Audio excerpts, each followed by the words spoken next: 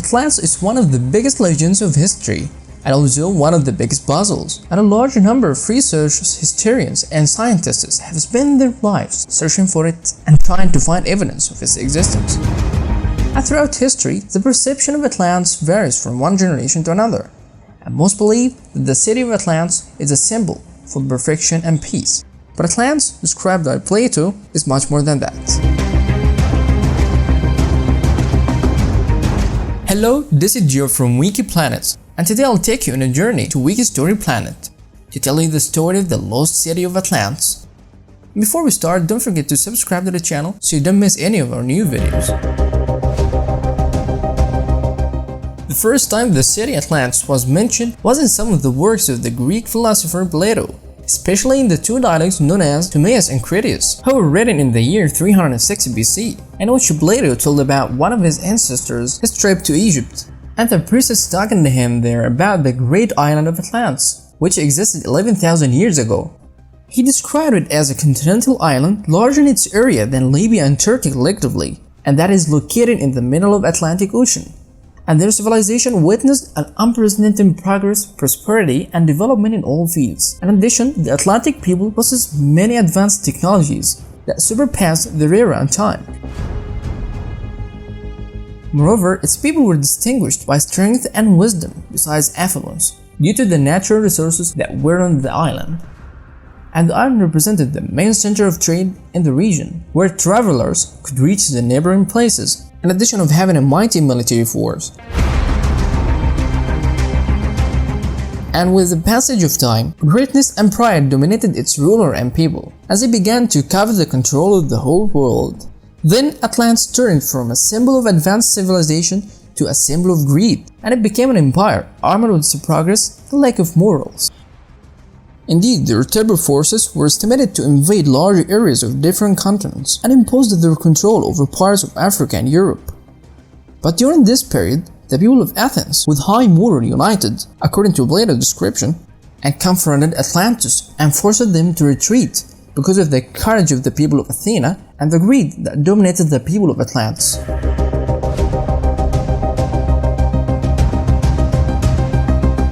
Plato believed that the gods took revenge of Atlantis by destroying the island and drowning it completely, with its people to disappear forever. And until now, the city is still lost without any trace. But the question here is whether it actually existed or it's just a legend.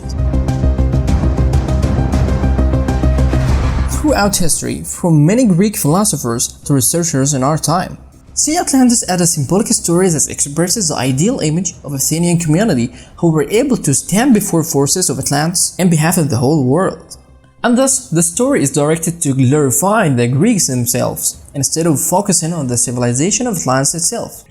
They also think it is difficult for this legend to be true,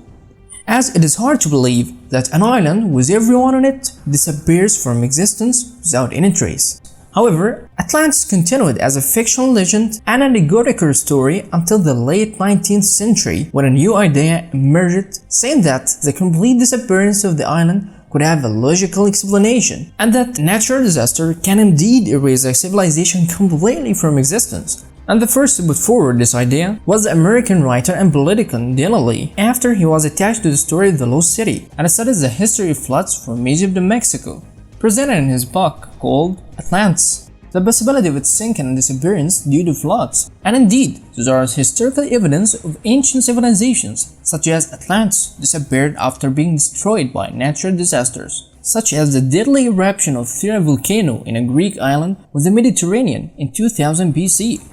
which caused earthquakes and tsunami waves that completely destroyed the Minoan civilization, as well as the Greek city of Hera, which was destroyed in 373 BC due to the tsunami waves. And at the time, it was rumored that the city was destroyed by Zeus, god of the Greeks, because of their pride and greed of its people, a story quite similar to the story of Atlantis.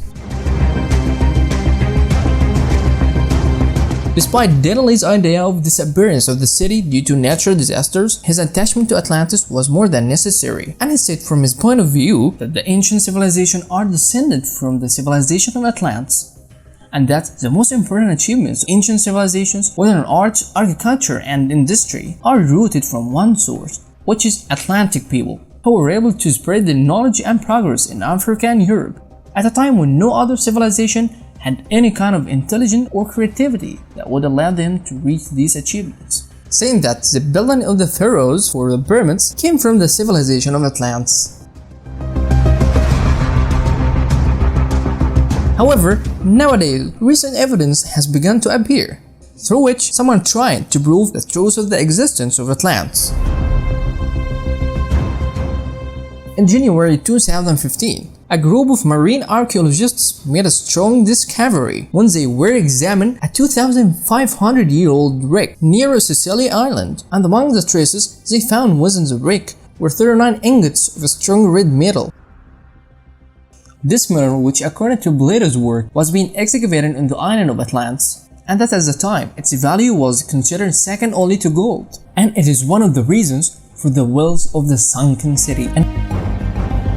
in addition to the argument that the skeptics based on the existence of Atlantis, which depends on the impossibility of the disappearance of a city of this size underwater, it was answered that the continents in the past could have been divided and joined, as happened with the recently discovered continent of Zealandia, which separated from the continent of Australia from 60 to 85 million years ago. And indeed, a giant plateau was discovered under the waters of the Atlantic Ocean, where it's believed that Atlantis was present. But nevertheless, it isn't considered sufficient evidence that it was part of the lost Atlantis.